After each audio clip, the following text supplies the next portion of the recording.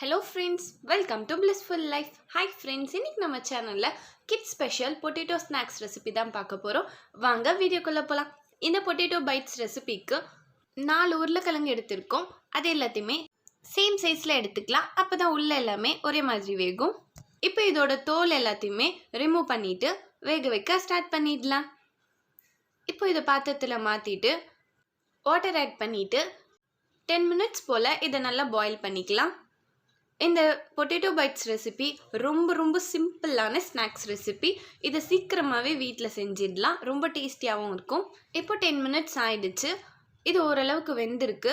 இந்த மாதிரி நைஃப் இல்லைன்னா ஃபோக் வச்சு இதை குத்தி பார்த்தோன்னா ஈஸியாக உள்ளே போகணும். ஆனால் இது உடையக்கூடாது.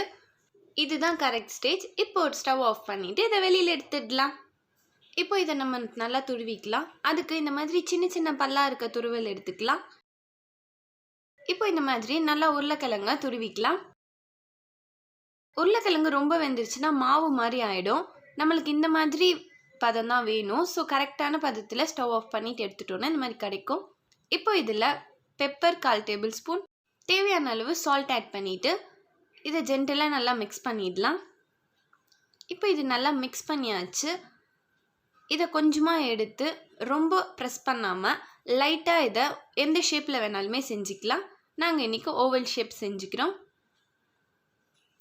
ரொம்ப ப்ரெஸ் பண்ணாமல் லைட்டாக மட்டும் இதை ப்ரெஸ் பண்ணி இந்த மாதிரி ஷேப் செஞ்சுக்கலாம். உருளைக்கிழங்கு ஸ்டார்ச்ன்றனால ஷேப் வரும். அப்படி ஷேப் வரலன்னா ரொம்ப கொஞ்சமாக சோள மாவு ஆட் பண்ணிக்கலாம். இப்போ எல்லாத்தையுமே செஞ்சு எடுத்தாச்சு. இந்த மாதிரி உருளைக்கிழங்கு துருவல் எதுவுமே வெளியில் இருக்காத மாதிரி நல்லா அதை ஜென்டலாக ப்ரெஸ் பண்ணி வச்சுருக்கோம். அப்படி வெளியே இருந்துச்சுன்னா அது மட்டும் சீக்கிரமாக தீஞ்சிரும். இப்போ இது ரெடி ஆகிடுச்சு. எண்ணெயில் போட்டு பொரிச்சு எடுத்துடலாம்.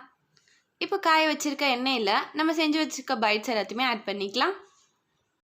நம்ம சேனலை சப்ஸ்கிரைப் பண்ணாதவங்க சப்ஸ்கிரைப் பண்ணிவிட்டு பக்கத்தில் இருக்க பெல் ஐக்கான் ப்ரெஸ் பண்ணிவிட்டு அதில் ஆல் ஒன்ற ஆப்ஷன் கொடுத்துக்கோங்க. அப்போ தான் நம்ம சேனலில் போடுற வீடியோஸோட நோட்டிஃபிகேஷன்ஸ் எல்லாம் வரும். இப்போ எல்லாத்தையுமே ஆட் பண்ணியாச்சு. இந்த பபிள்ஸ் எல்லாமே அடங்கினதோ இதை நம்ம திருப்பி போட்டுக்கலாம். இந்த ரெசிபியை ரொம்ப சிம்பிளாக சீக்கிரமாக செஞ்சிட முடியும். ரொம்ப டேஸ்டியாக சூப்பராக இருக்கும். இதுக்கு தேவைப்படுற இன்க்ரீடியன்ட்ஸுமே ரொம்ப கம்மி தான். ஆனால் இதோட டேஸ்ட்டு ரொம்ப சூப்பராக இருக்கும். இப்போ இது லைட்டாக கலர் வந்திருக்கு. இது இன்னும் கொஞ்சம் நல்லா கலர் வந்ததும் இதை நம்ம வெளியில் எடுத்துடலாம்.